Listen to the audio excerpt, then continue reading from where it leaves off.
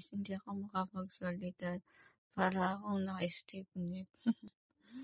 So, ito is, nag-apply ako ng white ng eggs. Ayan. Ginawa ko siyang face mask at ito naman yung nakikita nyo na yan, yung tissue, pinagpatong-patong ko na tissue. Tapos, antayin ko siyang ma-dry para i-peel off ko na lang siya. So, yan yung pinakamagandang gagawin natin na face mask to lessen your fine lines and to make your skin tight. Yan, maganda ito guys. Proven and tested kasi yung kakilala ko 60 plus na siya. Tapos ito yung lagi niyang ginagawa, naglalagay siya ng white ng egg sa kanyang mukha. Hindi naman siya everyday, at least once a week.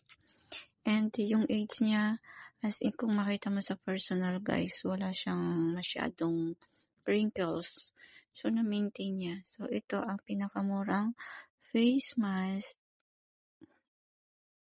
Ayan, nadadry na siya. So, ang ginawa ko dito, una ipinahid ko yung itlog, yung puti ng itlog. Tapos, nung nabasa ko na lahat, nilagyan ko ng tissue.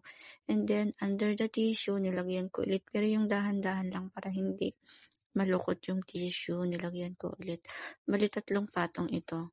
Ulit-ulitin lang. Tapos, antayin nyo lang siyang mag-dry. And then, i-peel off nyo mamaya. Ganyan siya, guys. Diba? Nadadry na siya. I-fill up nyo yan. Matatanggal din yung mga whiteheads, ganyan. So, ang ganda. Ang ganda nito ng result, guys. Ito, nilagyan ko din yung leg ko kasi diba usually, dyan din nagkaka-wrinkles kasi tayo, guys, nasa 40s na. So, kailangan na natin be careful sa ating skin. So, dyan muna, and then ipapakita ko mamaya sa inyo kung paano ko siya i-peel off.